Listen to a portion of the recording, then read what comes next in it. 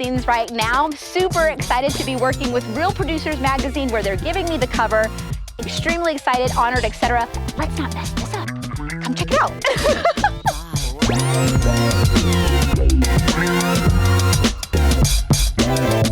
Oh, you're way faster at that than I was. Oh, it was a busy day, y'all. Okay. For Real Producers. Why? But why? Because I did really well this year, and they're actually showcasing me and my team. Tier. 90% of the shots are done without breathing. You know who I am. So I'm Falisha Rexford. I'm a female veteran. I'm also a realtor, and I've got a group that I've created in real estate filled with listing agents and buying agents, and we specialize in proudly serving those who serve.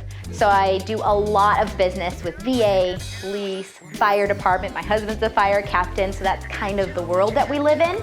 And I've morphed myself from one life to another, from military to real estate. I was originally stationed here at Nellis Air Force Base, and I was a sensor operator. So I was one of the first people up at now known as Creech Air Force Base, flying the drone aircraft. So the MQ-1, the MQ-9 aircraft up there. And I loved it. I actually taught the military how to launch and land these planes, how to employ weapons, how to do a lot of tactical, really cool stuff.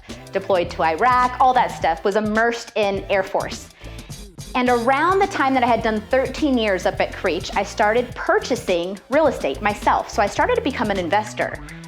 On the hills of investing, I thought it was really smart to go and get my real estate license, right? That just kind of seemed like the next best thing to do. So I did that. What I didn't realize what was happening was there wasn't really anybody that the people that I worked with knew, trusted, or what have you. There wasn't a single person up there that they wanted to buy with or sell with. And so as soon as I got my license, a lot of my coworkers started coming up to me going, hey, can you list my house? Or I'd like to purchase with you. And I would go, you know, I just got my license, right? They didn't care. They wanted somebody that they could trust. So what happened, being in the Air Force, lucrative career, by the way, it was a very nice career. Started purchasing real estate, got my real estate license, and then realized that there wasn't really one person that was specializing in representing VA. So I kind of thought, I may be onto something here. So I started doing more real estate, and I actually went part-time up at Creech, which had never been done before. And when I did that, I realized, wow, there's a real need here, a real necessity. And I have been so blessed from that point on to be so busy that now I've got 3 ladies on my team. My husband helps me on the side when he's home from the fire department. So we're busy cats. And even now in 2020, which was just a wild ride, right, on everything, we were still blessed enough to help over 80 families get into homes, sell homes. A lot of people are doing TDYs. Oh my gosh, when COVID hit, we had sellers that were in contract and then their orders got shut down and they didn't have anywhere to live. That is so stressful. There's so many different aspects to military life. Of course, there's the mission, but there's the constant upheaval of their family every 2 to 3 years where they're moving to a different state, a different country, a different state, and the stress of that is real. I understand that.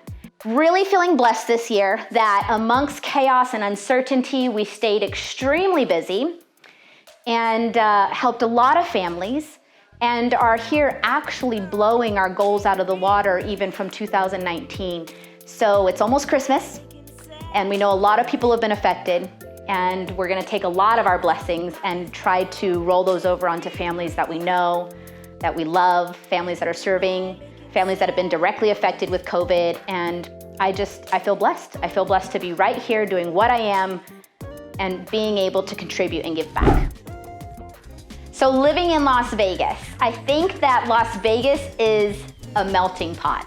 And I can tell you that when I was younger and I was freshly married, I don't think that there was ever a moment where we're like, we should move to Las Vegas and raise a family. Like that wasn't at the tip of our tongue. But when my orders came through for Nellis Air Force Base and I got stationed in Las Vegas, we started to realize all the blessings that encompass Las Vegas. The geographic location, being so close to a lot of family, but not a really long drive.